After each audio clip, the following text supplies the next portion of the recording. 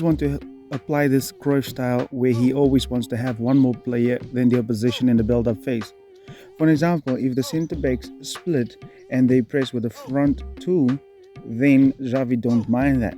But for example, if they do press with the front three, where for example in this case Benzema, Valverde and Vinicius joins in, then Barcelona has like this type of back four with Ter Stegen and Koundé often being the back four, where it will allow Alejandro Balde to go up. This is why it is important for Xavi to have Xavi or a midfielder that can invert, because then you want to have Frenkie and Sergio Busquets to be able to be in double pivot.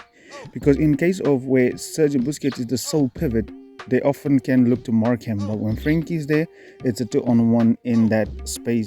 However, in the case of a man-to-man press where the opposition would like to have all the players marked, where they commit a lot of players really forward, Barcelona now has this new tactic where they try to play all of them over to the one side of the pitch, where everybody just floats over, especially the double pivot.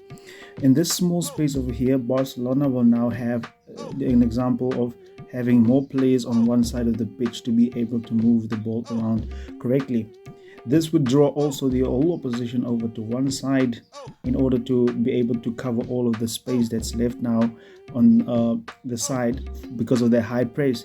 But now this is the case where Xavi's positioning is also very important, where he comes in narrow, and this draws the opposition to one side as well. Now this is where the switch over to the space of where Alejandro Balde is now in this region over here, where everybody would just really benefit from that.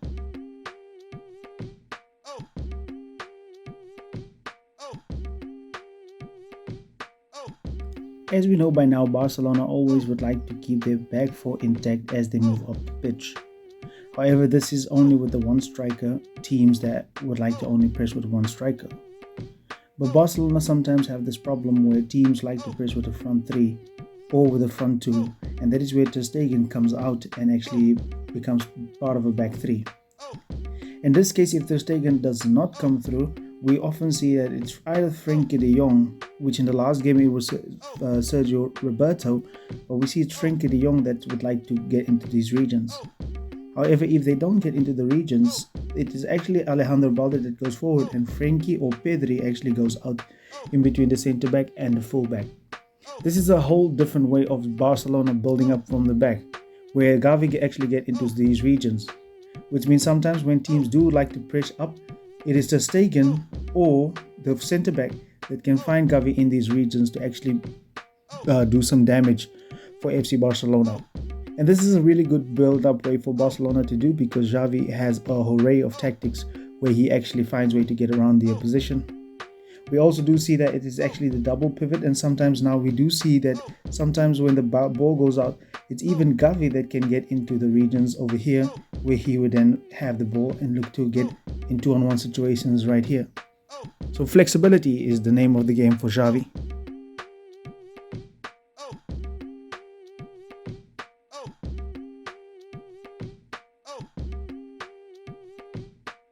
We did see at the start of the season that Xavi was using Jordi Alba, the left back in this case, to come into the midfield to do the overloading. But now we see that it is actually Xavi who comes inside, which meant that Alejandro Balde now goes to be the winger over there. And this is all about having advantages, numerical advantages, and also control in the midfield. But for the most part, we see that Barcelona now is actually having a back three, where you have Frenkie and Sergio Busquets actually operating as a pivot, and now you see two free eights up there. This was Barcelona's typical shape, but now we even see that sometimes Frenkie de Jong is operating in this area right over there. Then we see Xavi or mostly Pedri operating in this area right here, where they would look to come and pick up the ball and look to drive up the pitch and actually cause some damage.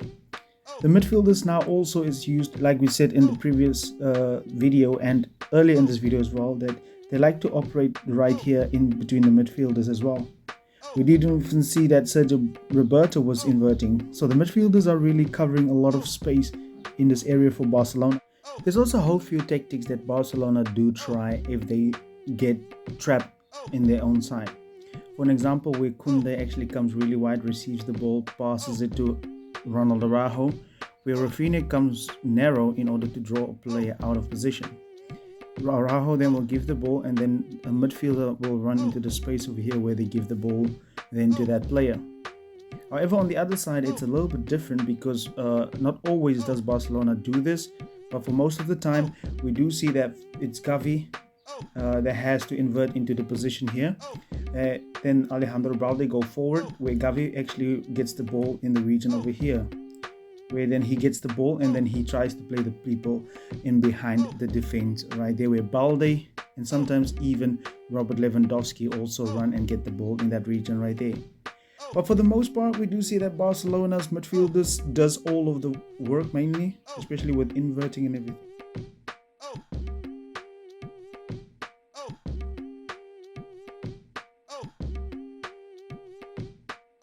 Xavi actually acknowledges the fact that Sergio Busquets alone in this midfield role will not shoot him. That's why you will always see Frank Kessié or Frenkie de Jong being in this role. This obviously makes sense with the 3-8 and Xavi inverting where Alejandro goes forward. Now Sergio Busquets is actually being used as a deep lying playmaker because he's really not there to defend. He's actually the guy that controls the speed and control the game for Barcelona. We do see that in final third nowadays Alejandro Balde is the wing over there, and since the injury of Ousmane Dembele, we have Rafinha in this region. We do have the 3-8s as well as the double pivot, which is intact always. We do say that sometimes we do have a back three, but nowadays Ronald Araujo is staying closer to Rafinha, and Barcelona bank themselves to even get some help in the build-up phase in the final third with Marc-Andre ter Stegen.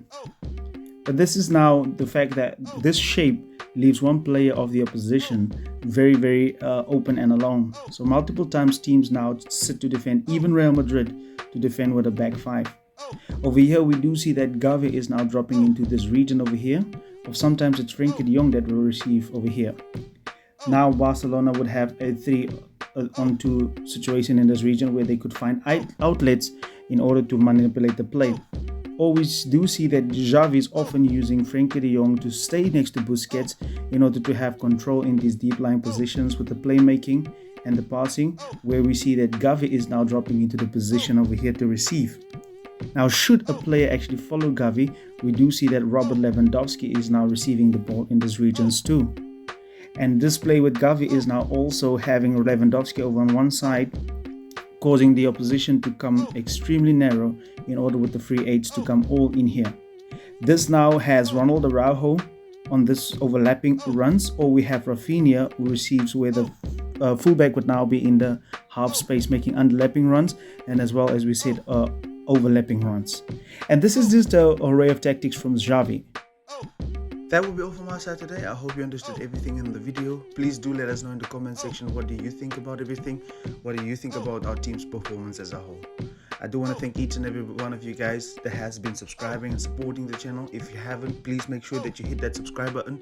And thank you. That will be all. Goodbye. Oh.